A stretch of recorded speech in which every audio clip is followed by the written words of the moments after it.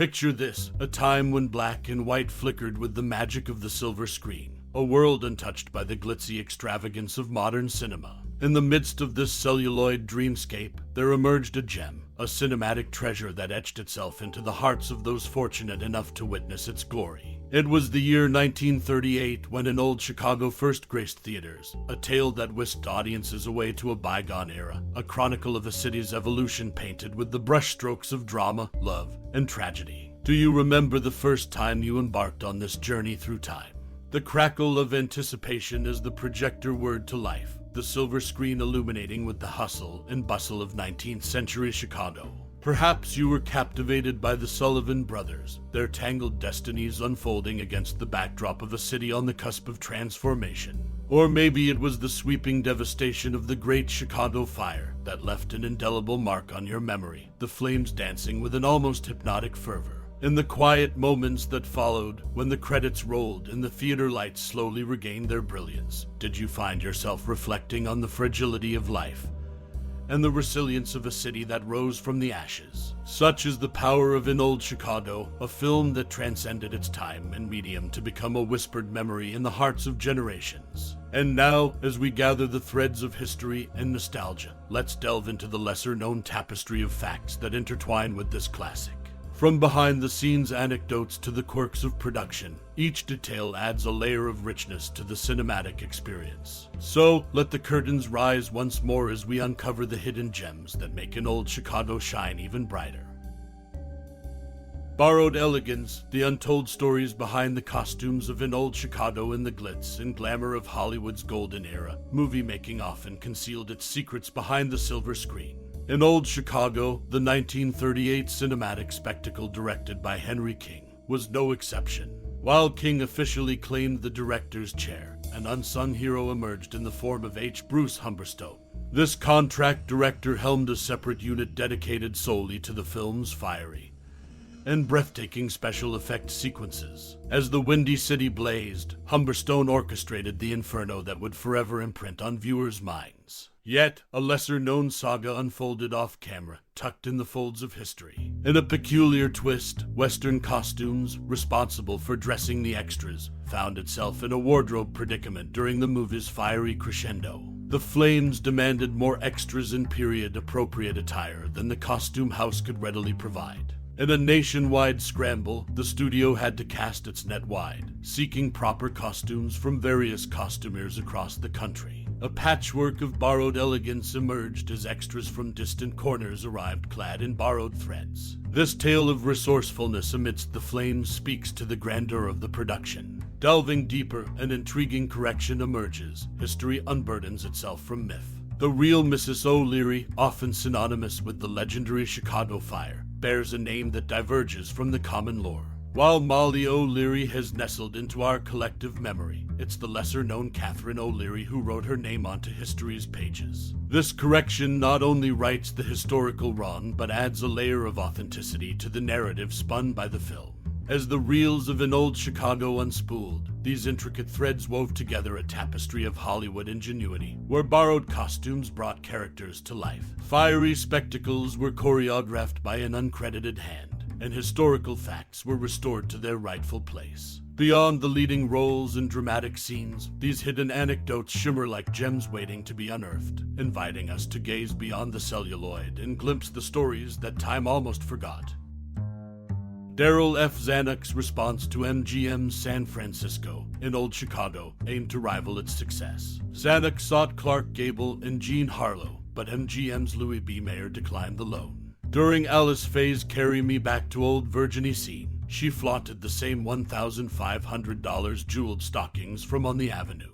Curiously, a lantern company contested the fire's cause, insisting their product wouldn't fuel flames as claimed. Fox disproved this through an experiment. Despite inquiries, no lamp or lantern evidence surfaced at the barn. Engulfed in fire, the mystery endures. In Old Chicago, the cinematic gem of 1938 blazed onto the silver screen as 20th Century Fox's grandest spectacle. With a budget that matched its ambitions, this production became a cornerstone of that year's cinematic offerings. Notably, the film's initial release strategy set it apart. Presented as a roadshow attraction, it graced only the most esteemed theaters, commanding premium ticket prices. The allure of the film extended beyond its opulent presentation. Alice Faye's presence in the cast owed much to the persuasive efforts of both Tyrone Power and director Henry King. Their insistence on Faye's involvement showcased a dedication to assembling a stellar ensemble that would bring the film's intricate narrative to life. Yet, it was the film's climactic 20-minute inferno that ignited both awe and chatter. This inferno, meticulously staged at a cost of $150,000, raged on the Fox backlot for 3 days, leaving an indelible mark on cinematic history. With sparks that seemed to dance with an uncanny life of their own, the fiery sequence captivated audiences and contributed to the film's reputation as one of the era's most extravagant undertakings. In retrospect, An Old Chicago emerged as more than a cinematic experience. It was an audacious endeavor that showcased the artistic aspirations of its creators. A film that spared no expense to transport its audience into the heart of a tumultuous epoch. It epitomized the grandeur of Hollywood's golden age. Unveiled amidst lavish anticipation, An Old Chicago remains a testament to the fervor and flair of an era when the silver screen dared to dream on an epic scale. Its legacy burns on, an emblem of a bygone cinematic extravagance. An Old Chicago film trivia: Alice Faye and Don Ameche's prolific partnership. Alice Faye and Don Ameche, silver screen darlings of the late 1930s, illuminated cinema with their magnetic chemistry in the 1938 movie An Old Chicago. Little did audiences know that this was merely the inception of a remarkable collaborative journey. The film marked the genesis of a star-studded partnership, encompassing a series of 5 cinematic gems that would dazzle the screen.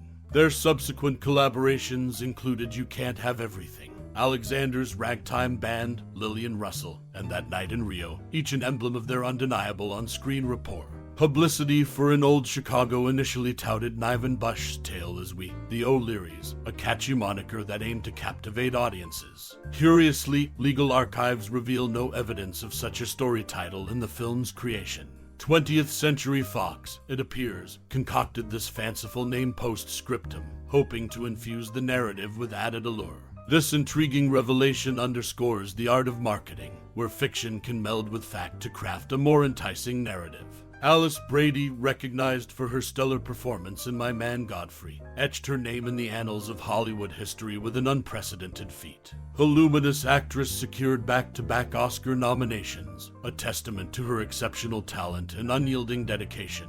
An Old Chicago added another layer of acclaim to her illustrious career, cementing her legacy as a trailblazer in the realm of supporting artists. The 1938 film An Old Chicago resonates not only for its cinematic prowess, but also for the intricate tales that envelop its creation. Alice Faye and Don Ameche's cinematic partnership, the intriguing case of the elusive story title, and Alice Brady's remarkable back-to-back nominations collectively paint a vivid portrait of the golden age of Hollywood.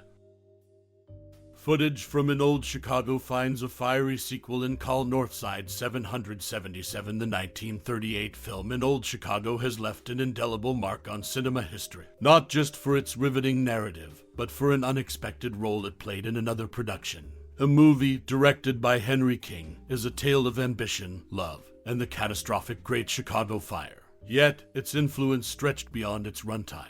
Footage depicting the devastating blaze that consumes the city during An Old Chicago reemerged in an entirely different cinematic context. A decade later, the opening sequence of the 1948 film Call Northside 777 utilized scenes from An Old Chicago to set the tone.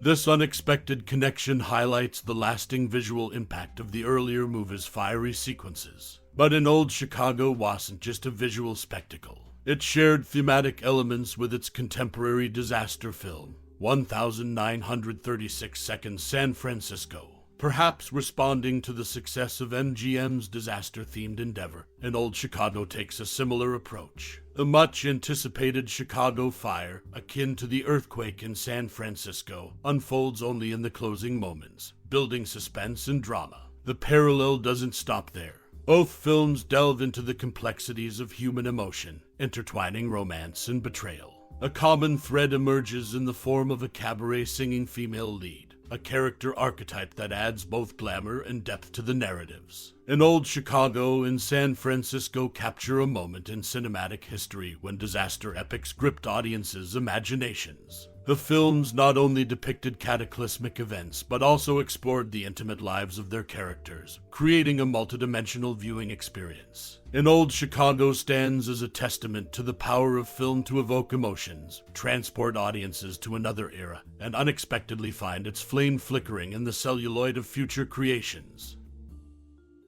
As we bid adieu to the captivating world of In Old Chicago, let us not merely close the curtains, but rather open the doors of introspection. Like a cherished memory tucked away in the heart's vintage collection, this 1938 cinematic gem beckons us to traverse the streets of our own histories. As the characters waltz through the alleys of ambition and loyalty, tragedy and triumph, we are reminded that celluloid tales are woven into the fabric of our lives. Allow the flickering images of the O'Leary family's journey to ignite the embers of your own past. Do you recall a similar kinship, a familial bond that held you close amidst the stormy tides of life? Or perhaps the film's portrayal of a city's evolution stirs reflections on the metamorphosis of your own surroundings. Have you, too, witnessed the passage of time etch its marks upon the landscape of your memories? Share with us your whispers of connection, your echoes of nostalgia. What scenes linger in the corridors of your mind, and which characters have found a forever home within your thoughts? Whether it's the allure of historical drama, the power of human resilience, or the artistry of storytelling that captivates you, let your voice be heard amidst the symphony of shared experiences. In this cinematic tapestry, we find threads of our own stories interwoven with the celluloid dreams of yesteryears. And so, as the credits roll and the silver screen fades to black, we invite you to continue the conversation, to paint with words the masterpiece of your unique connection to an old Chicago.